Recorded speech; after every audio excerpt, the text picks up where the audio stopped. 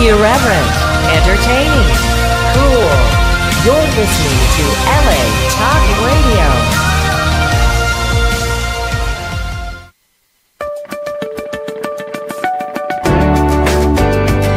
You're listening to Answers for the Family with Alan Cardoza and Matt Polachek, only on LA Talk Radio.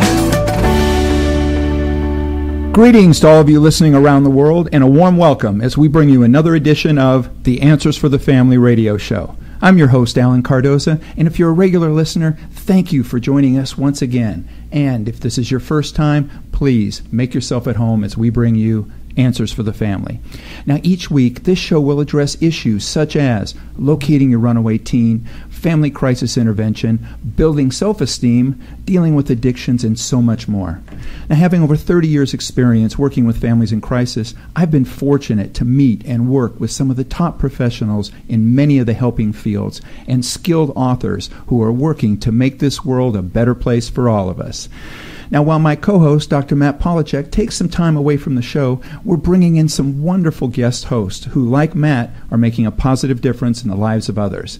Today, my guest co-host is Art Torres.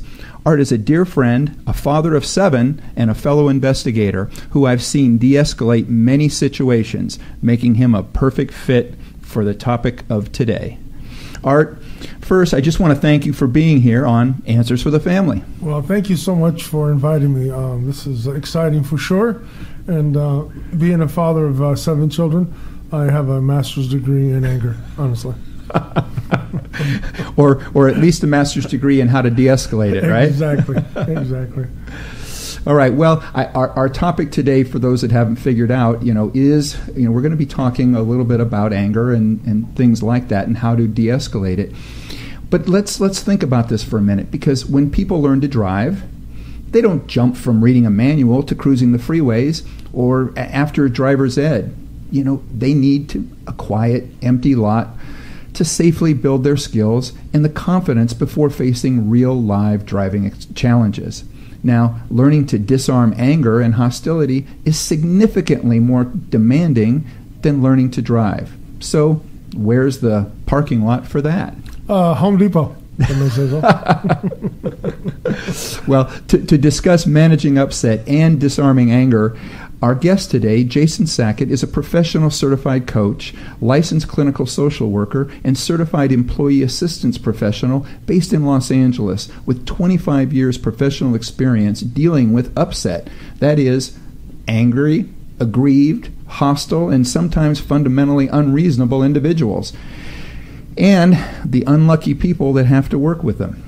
Now, Jason has trained hundreds of professionals in managing upset. He's coached C-level executives with volatile teams, facilitated over 350 workshops, taught graduate-level courses in forensic social work, and published dozens of articles and video clips to help people gain advantages in the workplace. His book, Compassion at Work, Creating Workplaces that Engage the Human Spirit. Now, this book details the steps to managing upset, and it will be available December 1st of this year. Jason holds a Master's of Social Work degree from the University of Southern California with a concentration in industrial social work, and he received a Bachelor's of Arts degree in anthropology from the University of California, Berkeley. Now, managing upset training has been highly sought and heavily attended by healthcare personnel, including hospital administrators, charge nurses, and physicians, human resource managers, employee relations professionals, training specialists, and even attorneys have found the training invaluable. Jason, welcome to Answers for the Family. Thank you for having me, Alan. Well, when I got the opportunity to read the book, and I got the opportunity to learn a little bit more about your work, I found it fascinating, because we're living in a time now where it feels like we have political agendas and such that are literally just the opposite of what it is that you're doing. It seems as though stirring anger and stirring some level of discontent seems to be the popular thing to do now in the media. So I'm thankful that you're out there, I guess, fighting the good fight. Yeah, thanks. I have no shortage of opportunity and need, thanks to everything that you just described. That's a full-time job. Yeah, you got that one right. Now, I know that this is something that I'm guilty of, and probably a lot of people are. But let's talk about fear and conflict, and why do most people avoid it? Lots of reasons, but the one to me that's the most obvious is that their experience dealing with it is just really unpleasant. Nobody likes anger and conflict, and because throughout most of their life, whatever experience they've had with it has not gone well. And that is due in large part to the fact that most people don't respond well to anger and confrontation. When they are confronted with that, most people respond with defensiveness, such as trying to explain or justify their actions. Others might become submissive. A few will counterattack. But defensiveness is the most common, and these are what I call natural responses to confrontation: defensiveness, counterattack, and submission. And they always make situations worse. So people experience conflict, they respond poorly, and then they learn to avoid it and fear it over time. Now, you mentioned this in the book as well, but I mean, why do going into some of these, you could call them explanations, because in some cases, being defensive or something to one person is being defensive, to another one, they just feel like they're trying to explain. So tell us why explanations actually increase the conflict. Well, it's exactly how you said it. Each person perceives it differently, and the person who is angry, unfortunately, can't hear an explanation, no matter how good or plausible the explanation is, because when they're in an angry state, they're not using the necessary part of their brain. Logic doesn't work once they get into that state, and so explanations will always be viewed as defensive, and that will increase their agitation. I can demonstrate this with you if you want. Yeah, that'd be great. Please do. Okay, so let's just say for fun that I was late to this interview, and that caused you to have to scramble, fill in some time, disrupt your show, and of course that would make you angry, right? So let's imagine that happened, and go ahead and tell me how angry you are because I was late, and feel free to say it with some venom. Absolutely. And then I'll respond with a great explanation. Let's see how you feel. Hey, listen, I've been here for 15 minutes waiting for you. Where are you? And what's taking you so long to get here? My gosh. I had a client in my office right before this interview, and the person had a real emergency, and there was just no way that I could end that session early, and I'm really sorry that it put us back. There was just no way for me to get out of that. That's pretty good. So end of role play. How do you feel? I feel better, thank you. That's much better. Yeah, because and I think one of the keys was it was an emergency. So in other words, if you just said, I had something else to do. Well, at that point, that's like telling somebody, other things are more important than you. But by saying, but are you really satisfied with my response? Actually, let me respond to it. I'll tell you what was really good about it is you de-escalated me. I escalated you. Yeah, you de-escalated me. So instead of engaging me and getting me angry because you're not answering my question, you actually gave me a reason why you're really late. And I can't get angry because someone else is, making you late. That was really good. Actually, I enjoyed that. Oh, well, that was a fluke then, because that wasn't supposed to work. That was a defensive response. It worked fine for me. You told me you were angry. You were saying, hey, where are you? You're 15 minutes late, and I said, hey, I'm sorry, I had an emergency.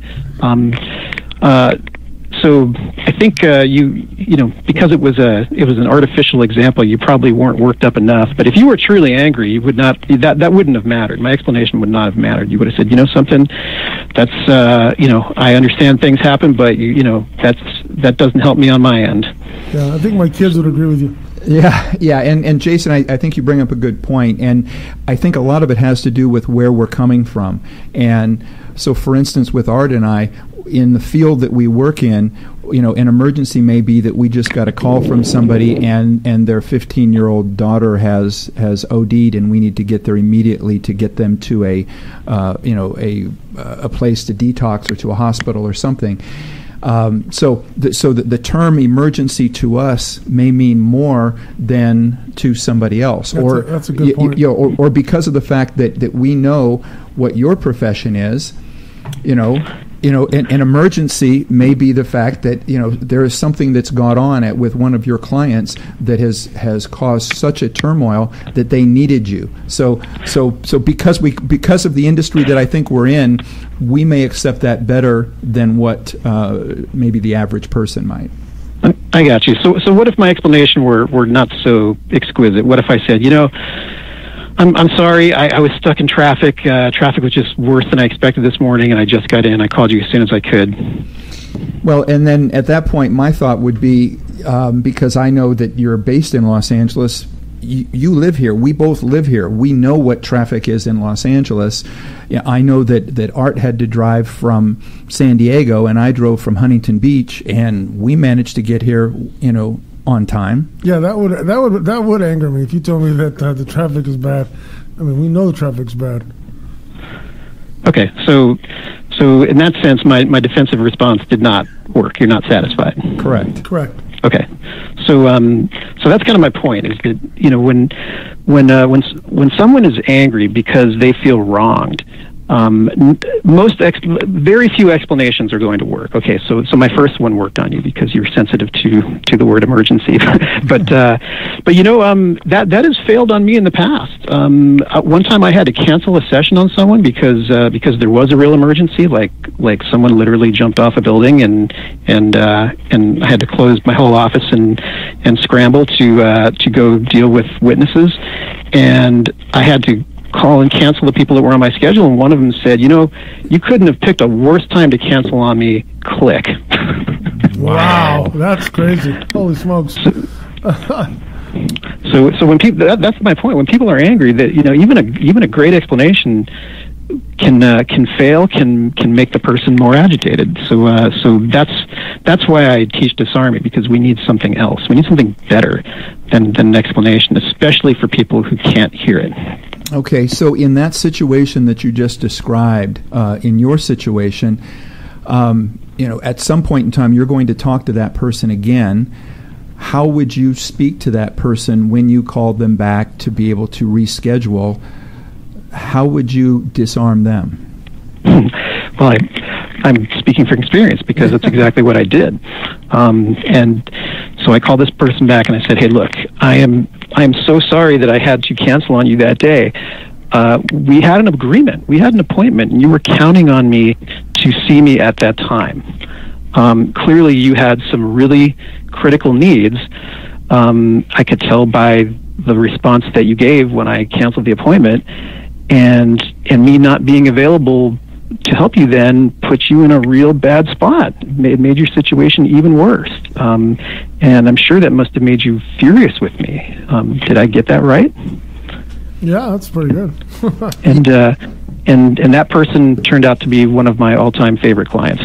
I'd seen that person one time prior to that happening, and this person has turned out to be one of my all-time favorites. We have a great relationshest. So, right. So basically, I unfired myself and turned this person into one of my best clients ever. I should have introduced you to my ex-wife. That's really good. Well, but now to kind of take off from that point. So I think for everybody out there. So what I hear you saying is that what you did was you immediately went straight to the point of, I'm sorry, and I understand that that this was very important to you, and that you had made plans for this, and that you had a responsibility to keep them, and so on. And so, but you immediately just went to the point of making sure that they understood that they are important and they weren't just blown off. So yeah, you're absolutely right. The feeling is much better on that than something like, hey, you know what, I got stuck in traffic, it happens. See, the fundamental difference is that I shifted the the focus of the conversation from myself to the other person. In the first example, I'm defensive, right? I'm saying, well, I was stuck in traffic, or I had an emergency. It's the focus is on me. Whereas in the second example, I'm focusing on the other person. You were counting on me to help you that day. We had an agreement. And so that's the first thing I do, is I shift the focus to the other person. And I really try to listen to what their needs are, and to generate some sincere empathy and compassion for what they're going through, even if the tone that they're taking is aggressive, or even if their perspective might feel a little irrational on my part, because their truth is different than my truth. Now, what are some of the things that we have to do? I mean, it's easy for you to say that, and for somebody to go, okay, I heard it, but now to actually put that into play, how emotionally grounded do we have to be able to be the person that can recognize that and not respond? Because there's that initial urge at that point when somebody says that, to be able to come right back and go, when they hang up or they're angry, to call back and go, hey, look, buddy, somebody jumped off of a roof. But so share with us kind of what we have to do to be that emotionally grounded, to where we don't respond that way. Well, you said it, Alan. The prerequisite to effective disarming is being emotionally grounded. You cannot do this effectively if you are riled or rattled. It simply won't come out as sincere. You'll be too focused on your own feelings. So sometimes it takes a pause, and that's legitimate. I think that some of the most successful disarming happens after the fact, where you've basically requested a timeout, where you said, hang on, hold that thought for a second, I'll get right back to you. Or in this case, the person has hung up on me, so I can call her back, the following day after I've had plenty of time to ground myself. But whatever it takes, whether it takes, asking for a timeout or just taking a really deep breath, you got to get grounded first. It also takes practice too. I think that the more you practice this and the more you do this, you start to go through a kind of exposure therapy, where you've done so many simulations of people attacking you and expressing strong anger at you that it no longer has the same effect on you when you keep practicing it and you keep coming out on top. So that's really a key too, to have this exposure therapy where you're simply not rattled at that first attack. So exposure therapy and buying time are really the keys to that. Now, in the book, you mentioned a little bit about sort of a 4-step technique. Share with us a bit about that. Yeah. So once you are grounded and ready to listen to the other person, I teach four consecutive steps. For me, it's the easiest way to remember it and to pull it out in the moment.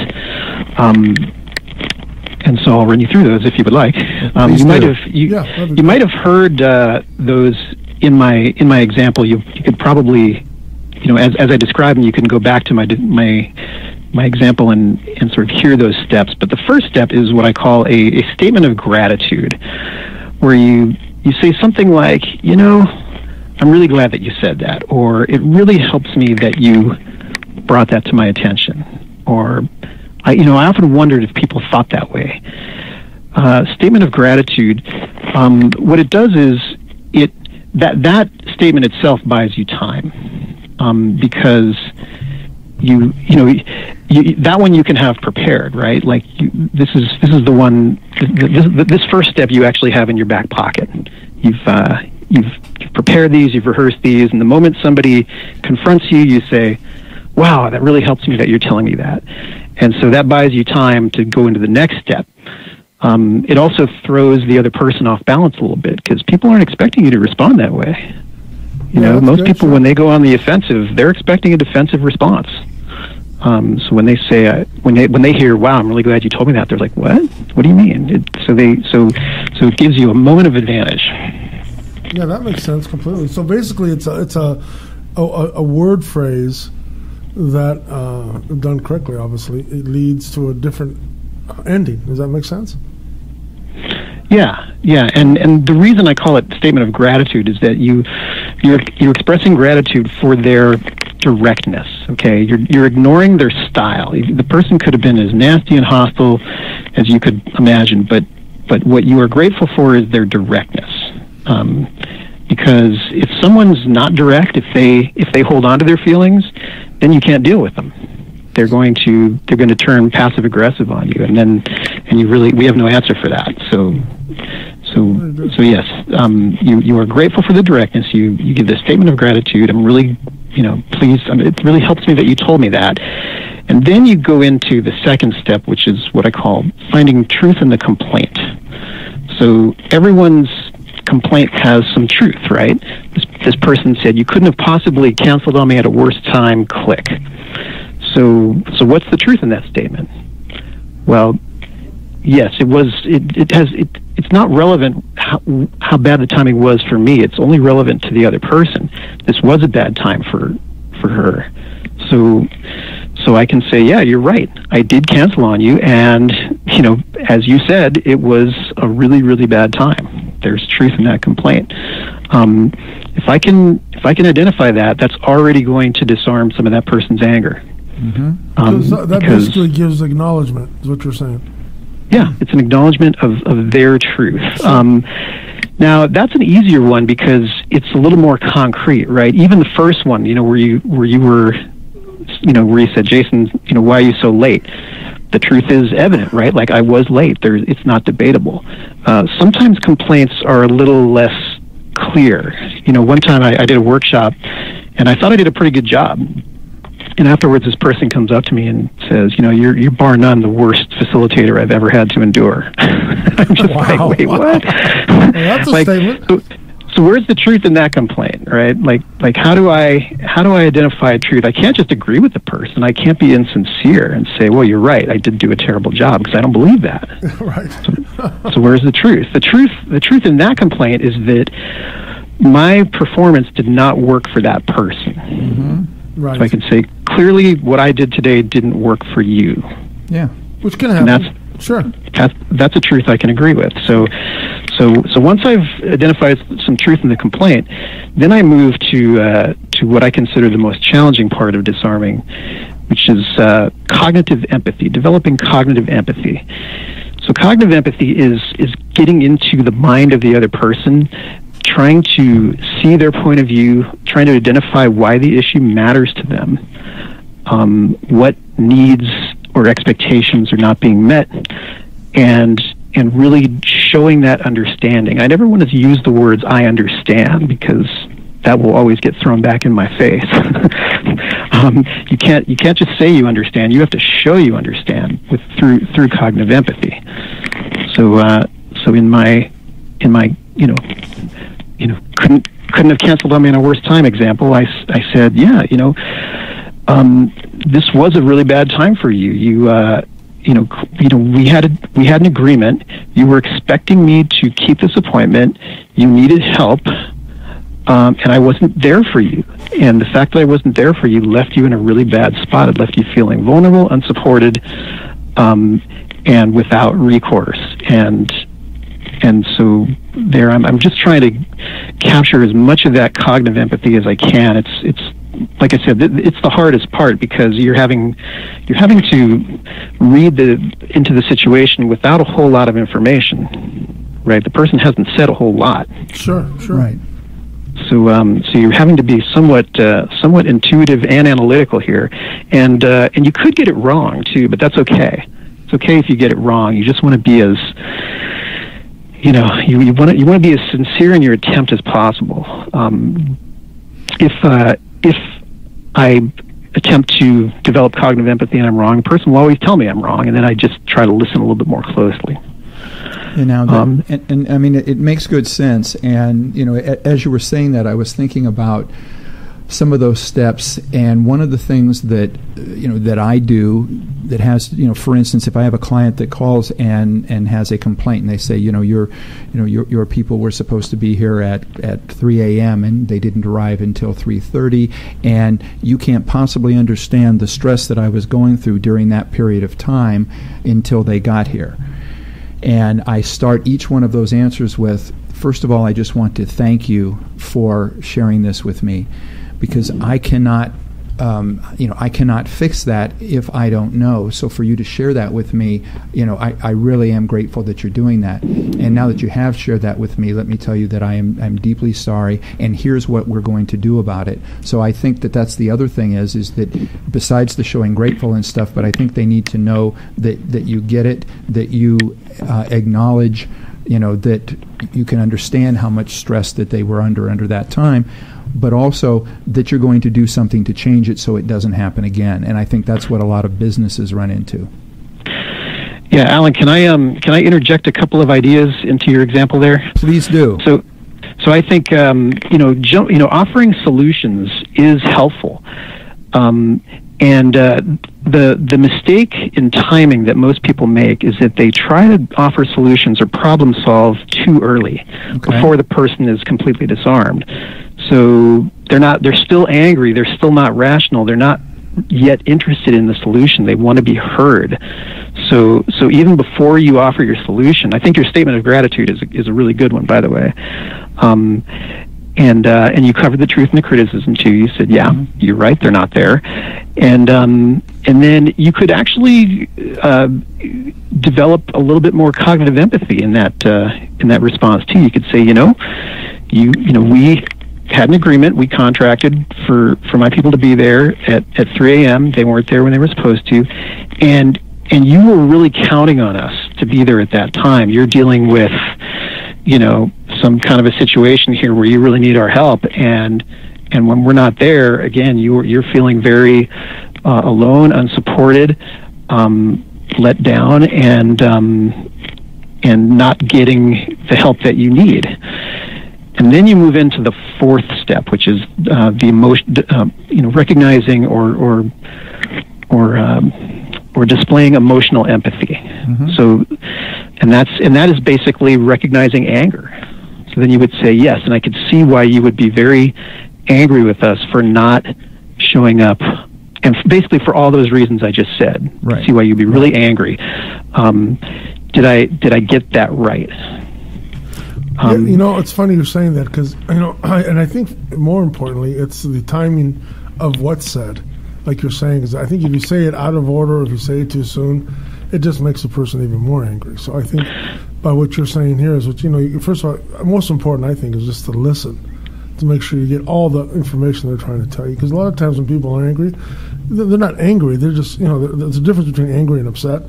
And when they're angry, they're just shouting out things they really don't need. Like, my kids need, homegrown strawberries. That's not what they really meant. They're just angry that they're not getting strawberries at all. But they had to put the little homegrown just to make you more aggravated. Does that make sense?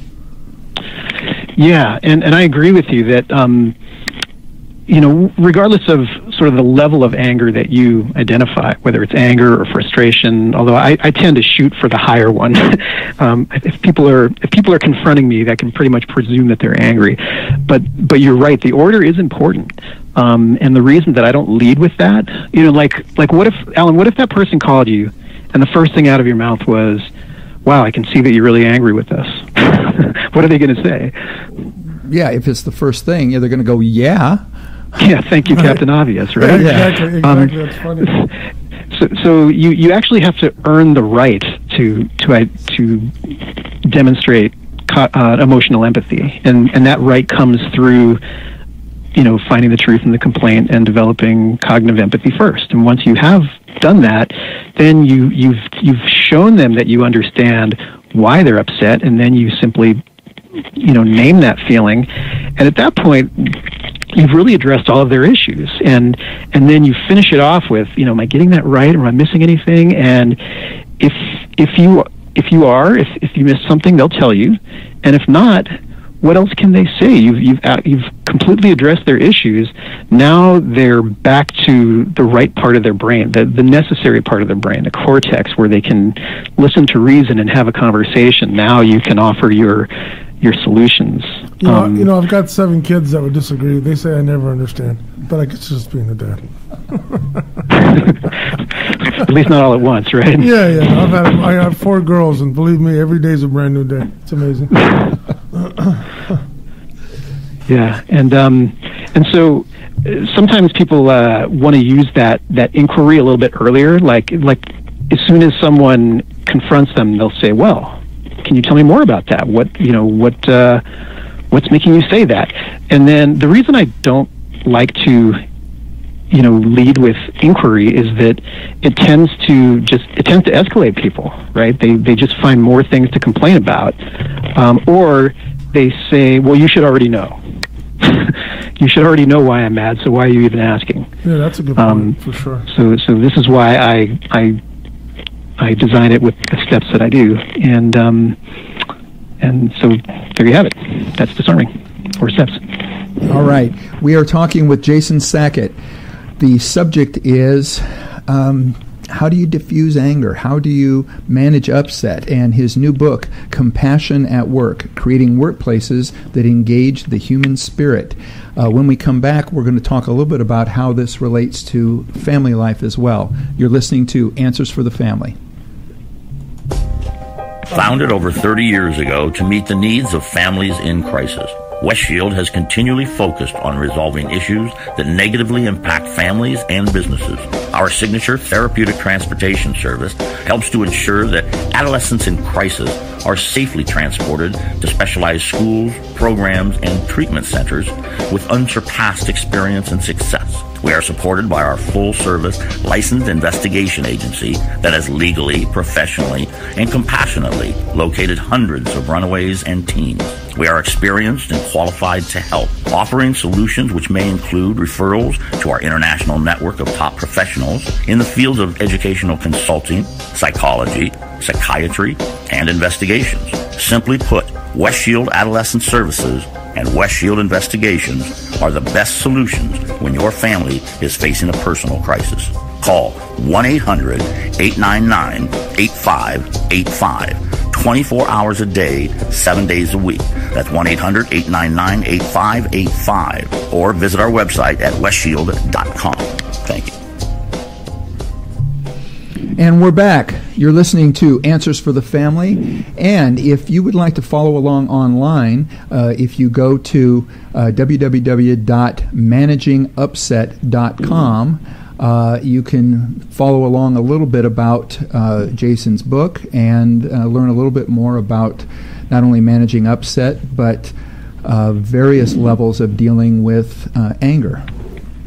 Absolutely. You know, I do have a question for you. I mean, in this day and age, I guess, I mean, do you do most of your disarming training within organizations? And if you do, how does that apply to families? Yes, the most of the trainings that I've done has been, within organizations, sponsored by organizations, but I have trained a lot of individuals as well. I still do some clinical work as an employee assistance professional, and I get a lot of family issues come up, both between conflicts between spouses, parent-child issues, and when it comes to actually doing something about it, we always end up at disarming anyways. So my feeling is that anger is anger. Everybody gets angry, including spouses, siblings, parents, children. I never do. I'm very calm. Well, that's a lie. At least no one had to disarm you. But the rest of us aren't so lucky. Maybe I'm just a magnet for it. I don't know. Yeah, I love that. But I find that usually the nicest people are the ones who tend to get to be on the receiving end of this the most. And so we have to. It's very helpful to know, to have a tool for dealing with it when it comes up. So I I think with children and adolescents especially, disarming works like magic. They never see it coming, and they're always shocked because they're so used to being treated with authority, right? When children are sort of against the rules on something or out of bounds,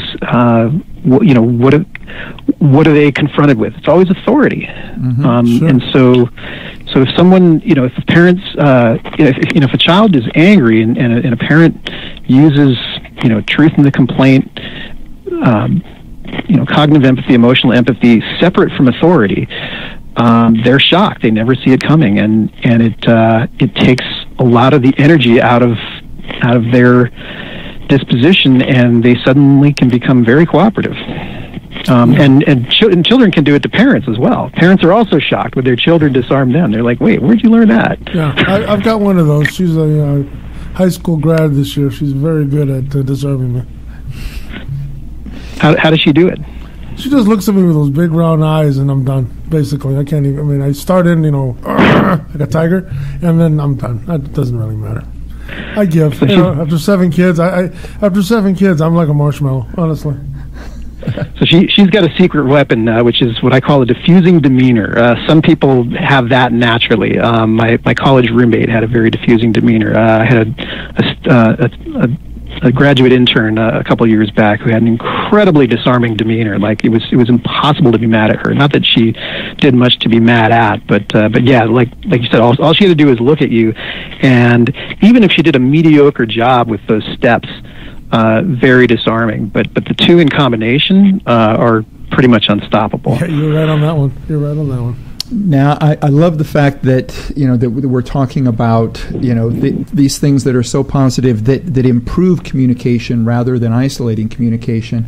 Now, other than getting your book, what are some ways that people can learn more about disarming, or that they can get more training or practice at being able to disarm others? Yeah, so first of all, I wanted to say that the book is actually available on Amazon now, so it can be picked up anytime. But the book is not enough, right? The book details the disarming process, but people really do need to practice it, and they need to practice it correctly. So I do recommend getting trained in this. I will train, any group of 8 to 20 people, or if it's bigger than that, I will sort of divide the group into smaller sections. Or if I can get someone to help me, we could take on an even larger group. But yeah, I love training people in disarming. Like I said, I've done it on an individual basis. But I'm not doing that so often, just because it's just so much more efficient and I think effective too to train in groups, because with the group training, not only do people get all the information, but they actually practice it. Half the training is just practicing the technique and getting that exposure therapy, so that people get used to getting attacked for various things and having to think on their feet and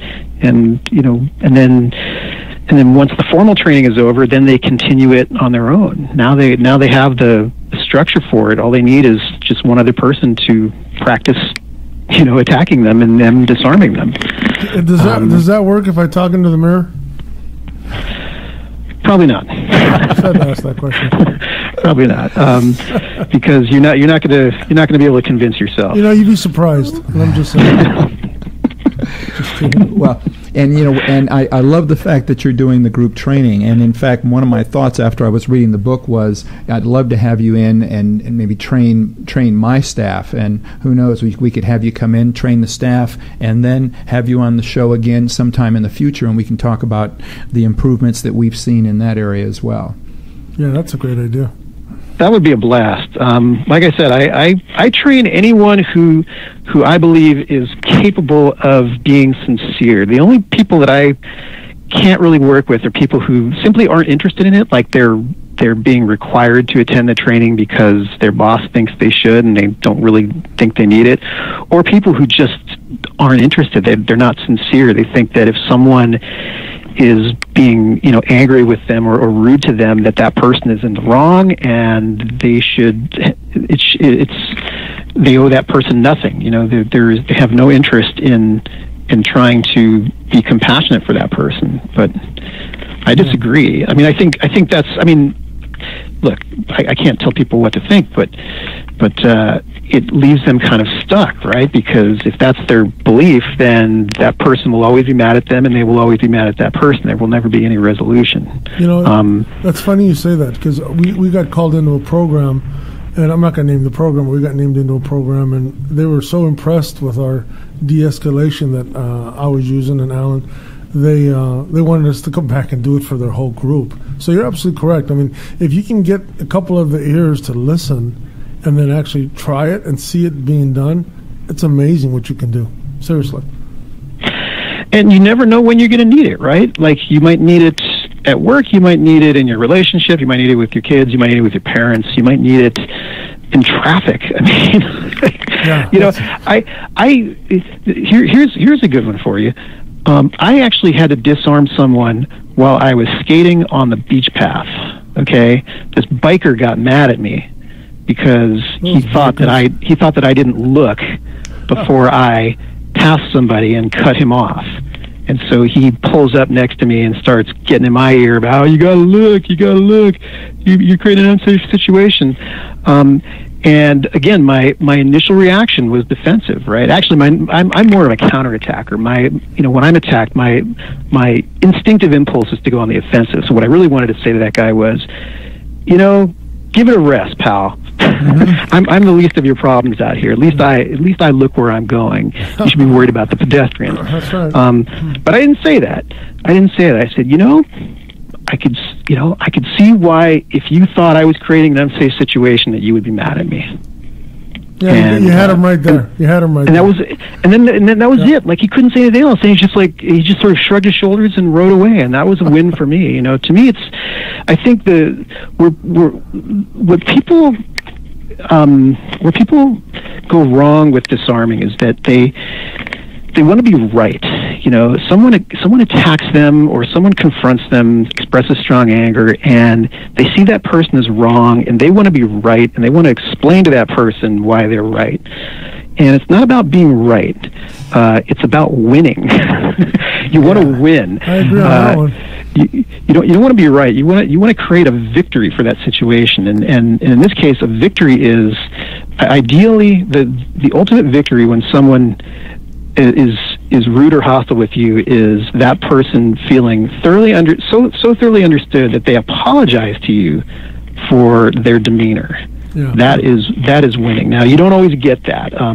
Sometimes you have to temper your expectations depending on who is coming at you. I talk about what I call fundamentally unreasonable people. Some people that are, we know who they are, right? Sure, people who just, absolutely. They're just angry by nature. They're very difficult to disarm. It doesn't mean that we don't try. It just means that we redefine what a victory is. So with someone who I assess to be fundamentally unreasonable, like that biker, a victory is that the person just goes away and leaves me alone. Sure. That's a good enough win for me. Yeah. Mm-hmm. Right. Well, and I was going to say we have some listener questions, and these go right into some of these other areas, and most of which I think are going to be more on the family side. So one of them says, as a single father of two teens, my oldest has been out of control this last year. She rages at me and her sister at the slightest provocation. We are now walking on eggshells to keep the peace, and it's not fair to my other daughter to have to deal with this. I'm about to send her to a therapeutic program if I can't find a solution. Are there methods that you could recommend that we can implement to modify this behavior? And this is from Bob in California. Wow. So Bob, I'm sorry about that situation. It sounds extremely challenging. And if the fact that your daughter has gotten to the point where you're considering, sending her to some kind of placement sounds really serious. this is, your daughter would fall into that category at the moment, temporarily. I'm not saying that this is her character, but that at the moment she's falling into that fundamentally unreasonable category where anything that you say sets her off. So I think that so your disarming is going to have to be like exquisite. It's going to have to be, you're going to have to bring an A game every time. And again, you may have to adjust your expectations for what a victory is. So if a victory is her rage is sort of only, going to a level of 50 out of 100 instead of 100 out of 100, that's a win for the time being. She's not going to go from 100 to a 10 overnight. If she rages, you could try some disarming, depending on what the issue is and depending who's around. You could say, hey, I'm glad that you're saying how you feel out loud. I would hate for you to feel that way and hold on to those feelings and have those feelings fester. And then see if you can find some truth in the complaint. How is she viewing the situation that is leading her to that level of rage? How is she interpreting things? What is her truth?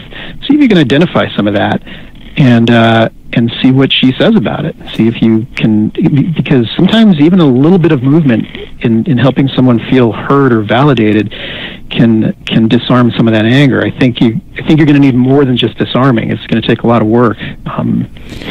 Jason, and I think this question also opens up for a follow-up question that has to do with timing, and that is, when is the best time?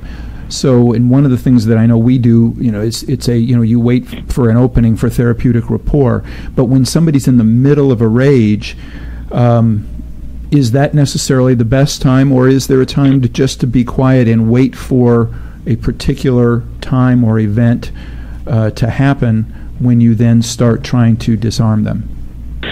Yeah, a really good question. I think that, so if we're defining rage as someone who's sort of screaming and kind of threatening, then a delay would definitely be warranted. You definitely have to prioritize safety over disarming, and you can't disarm if the situation is not safe. And if your daughter is in such a rage that that it's intimidating to you, then you are by definition rattled. It's going to be hard to disarm her when you're feeling so unsettled or provoked by her behavior. So you might just have to sort of start with a delay. Just find some safety for her and for you. Let the situation settle, and then come back. And then come back to it at a time when she appears calmer. I mean, I don't know that there's ever going to be a perfect time for this, but if there's a point where at least she's not raging, you could say, wow, you were really angry. You were really angry back then. Maybe you wouldn't even lead with that. You could say, when you said those things, it was hard to listen to, but a part of me is really grateful that you said those out loud, because it gave me some ideas, as far as what's going on with you and what is bothering you. Yeah, that's what I'm trying to learn more about. I think you hit the head on the nail on that one. We've only got about a minute to go, so I've got one more for you, and I'll read this one for you. It says, I was about to tie the knot when my fiance threw yet another tantrum. This time it escalated, and he kicked the side door of my car. Boy, that would make me mad.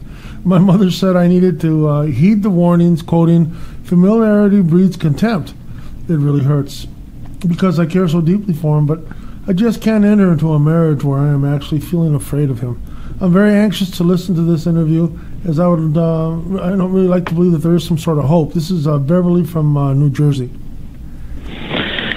So I think that, if you can become a master of disarming, you don't have to fear anger the way you used to. If you know that you have the ability to disarm someone's anger, it changes the way that you relate to people.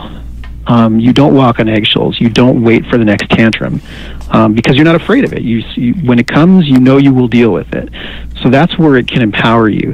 Now, as far as a decision to marry someone who's prone to anger, that's That's a whole other question. That's beyond disarming. It's a much bigger decision. But I think that I guess I would add that maybe you're not the only one who needs to work on this, right? Like you know, I would hope that that your fiance would be working as hard on managing his angry expressions as you would be working on your disarming techniques.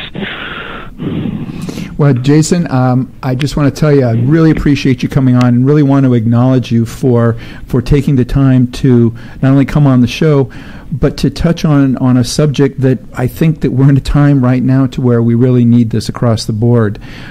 So for anybody out there, if you want to learn more, and again, go to www.managingupset.com. This is Jason Sackett. Jason? That was great, Jason. Seriously. Please, really anytime to give us a call. We'd love to have you come back in. I think it's a topic that many people could appreciate. And again, and I love the fact that you're doing some of the training. We may be giving you a call. And again, for anybody else, can they reach you through that, or do you want them to have an email or a phone number? They can find everything they need right through that website, managingupset.com. It's all my contact information is there, and yeah, that's they can also Google me. There's one other thing I wanted to mention too. If people want to see some demonstrations of disarming, like in video form, there is a video demos tab on that website where they can see some more of these, from start to finish, and it really breaks down each step. That sounds great. You appreciate it. Yep. All right. Well, thank you. And now, thanks so much for having me. Good luck with your 7 children, Art. Thank you. We're not worthy. Yeah, I'm not worthy either. Trust me on that one.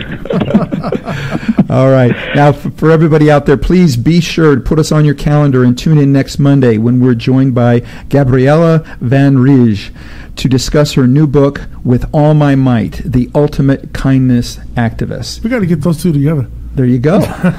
And please visit our archives of past interviews at answersforthefamily.com or subscribe to our show through iTunes, Stitcher, YouTube, or Vimeo. If you like what you hear, please leave a review. It will help us reach more people and be greatly appreciated. And the next time you're on Facebook or Twitter, please remember to stop by our page and check out some of our latest posts. And if you like them, please like us and spread the word. Everybody, be good human beings. Be nice to each other. Absolutely. And be with us again next week on Answers for the Family. Bye-bye.